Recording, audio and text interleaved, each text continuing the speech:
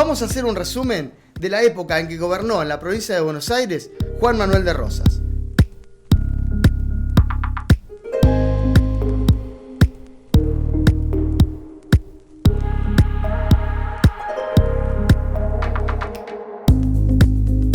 Gobernó entre 1829 y 1832 y nuevamente entre 1835 y 1852.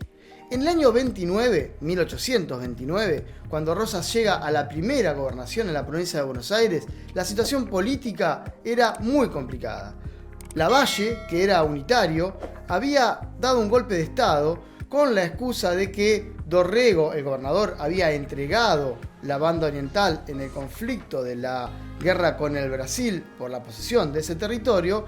Da un golpe de estado y sin ningún tipo de juicio, sin ningún tipo de mediación, fusila al gobernador de la provincia de Buenos Aires, Manuel Dorrego. Dorrego había llegado a la gobernación de la provincia de Buenos Aires con el apoyo de los sectores populares, podríamos decir, de la ciudad de Buenos Aires, de la provincia de Buenos Aires, y había intentado hacer frente al Imperio de Brasil por la posesión de la banda oriental, actualmente Uruguay. Pero por no contar con apoyo político, económico, diplomático, se vio obligado a firmar la paz con el Imperio de Brasil, en un conflicto que ya venía anteriormente, que ya venía desde la época de Rivadavia y que había quedado en cierta medida inconcluso. Esta es la excusa que utiliza Lavalle para dar ese golpe de estado, sentirse ofendido por haber peleado en la guerra contra Brasil y que Dorrego haya entregado la banda oriental, sin tener en cuenta, por supuesto, que era un conflicto que venía muy anteriormente y que Dorrego se ve prácticamente atado de manos y no puede hacer otra cosa más que firmar esa paz. Bueno, esto es lo que más o menos ocurría como contexto político en la provincia de Buenos Aires en el año 1829. Con la muerte de Dorrego a manos de Lavalle, se abre una etapa en la que algunos, los seguidores de Dorrego, federales, buscan venganza por la muerte de su caudillo. Y otros, los que son unitarios, intentan directamente aniquilar a todo lo que tenía que ver con los federales. Esto es una etapa muy sangrienta y muy convulsiva de la historia argentina, principalmente en la provincia de Buenos Aires, pero que se traslada a todo el territorio. Ante esta situación de tremendos enfrentamientos internos entre unitarios y federales, que ponía en peligro la continuidad de las relaciones comerciales con Inglaterra y con países centrales a los que se le vendía materia prima, principalmente estamos hablando de un momento de la revolución industrial en el mundo, ¿no? Y se le vendía materia prima. Este conflicto interno no ayudaba mucho para que pudieran seguir manteniéndose esas relaciones comerciales, principalmente con Inglaterra. Por eso es que se recurre a una figura fuerte, una figura que tenga el poder de aglutinar, por un lado, a las masas populares que buscaban venganza por el asesinato de Dorrego,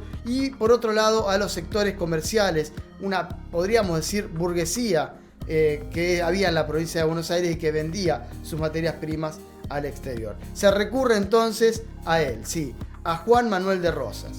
Pero ¿quién era Juan Manuel de Rosas? ¿Por qué tenía el poder, el prestigio de hacerse cargo de una situación en la provincia de Buenos Aires tan convulsionada, tan complicada? Vamos a ver entonces quién era Juan Manuel de Rosas. Rosas nació el 30 de marzo de 1793. Su nombre de nacimiento era Juan Manuel Ortiz de Rosas López Osornio y pertenecía a una importante familia de la provincia de Buenos Aires. Desde muy joven se dedicó a la administración de grandes extensiones de campo que componían las estancias familiares.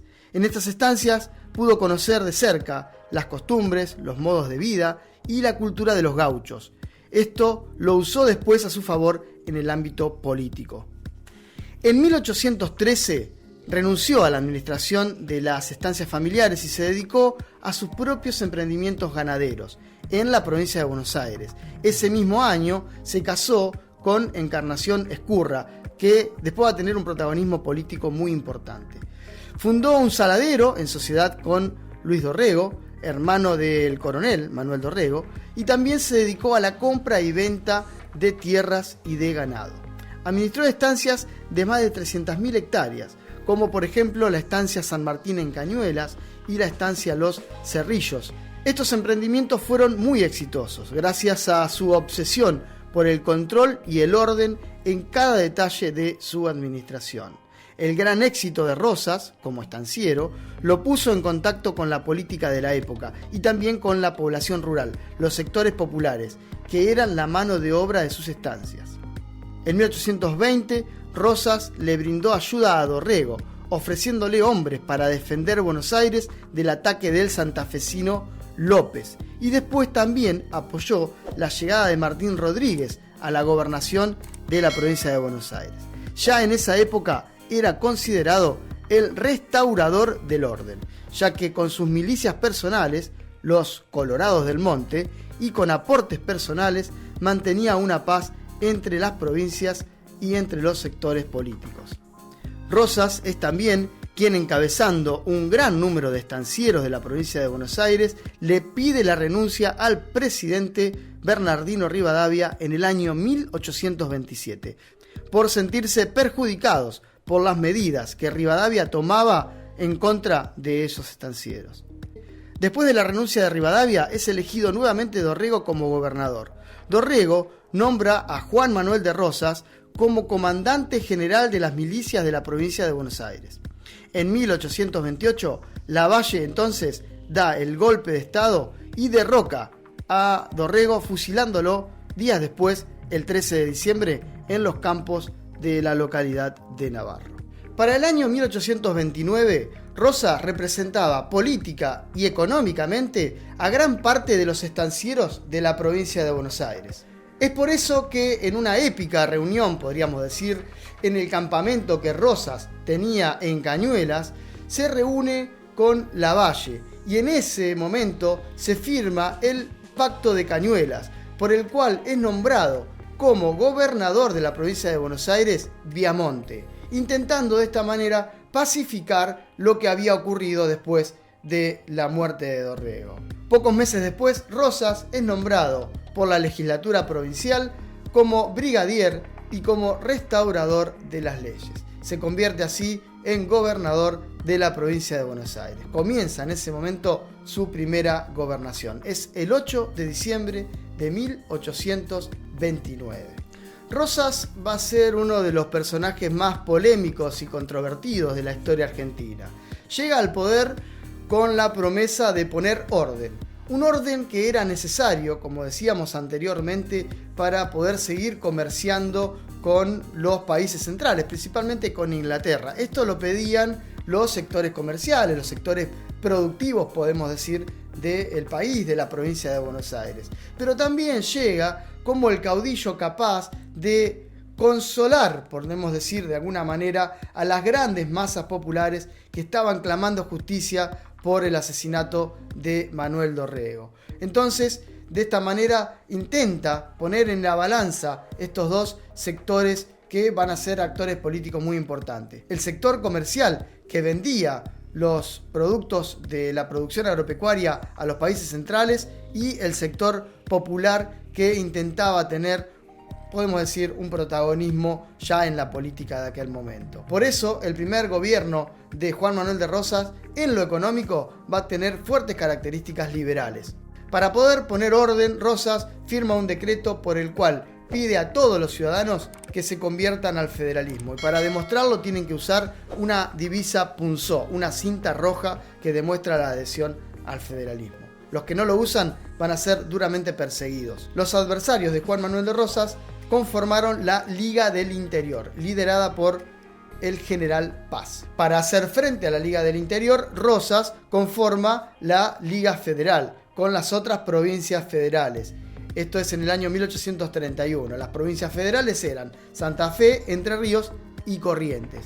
Queda así, de esta manera, el país dividido en dos. Por un lado, la Liga Federal, con Buenos Aires, Santa Fe, Entre Ríos y Corrientes. Y por el otro lado, la Liga Unitaria, con las provincias de Córdoba, San Luis, Mendoza, San Juan, Santiago del Estero, Tucumán, Catamarca, La Rioja, Salta y Jujuy. Esta situación en la que queda el país dividido, podemos decir, en dos, por un lado los unitarios y por otro lado los federales, termina en un enfrentamiento armado, hasta que Facundo Quiroga vence a los unitarios en una batalla y de esa manera termina el avance unitario y se conforma la Confederación. En la Confederación, todas estas provincias que nombramos antes, tanto las que eran unitarias como las que eran federales, pasan a tener autonomía. Cada una es autónoma, tiene sus propios gobernantes, sus propias leyes, pero delegan en la provincia de Buenos Aires la representación en las relaciones exteriores, es decir, en el comercio principalmente, y se reúnen entre sí solamente en caso de un ataque exterior, es decir, un ataque de un país extranjero. Eso entonces es la Confederación. Así, con la conformación de la Confederación de Provincias, llega a su fin el primer gobierno de Juan Manuel de Rosas. Después de esto, la legislatura porteña le ofrece a Juan Manuel de Rosas un nuevo mandato, pero con menor poder, sin las facultades extraordinarias, porque ya había pasado el peligro unitario.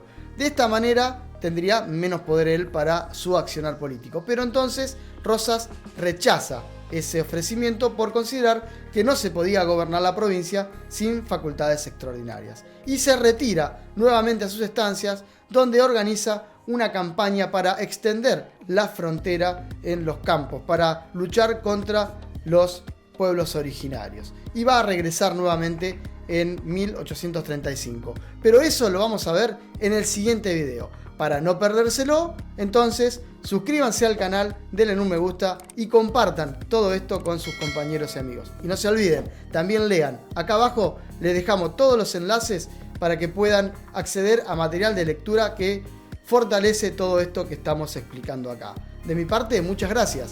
Chau.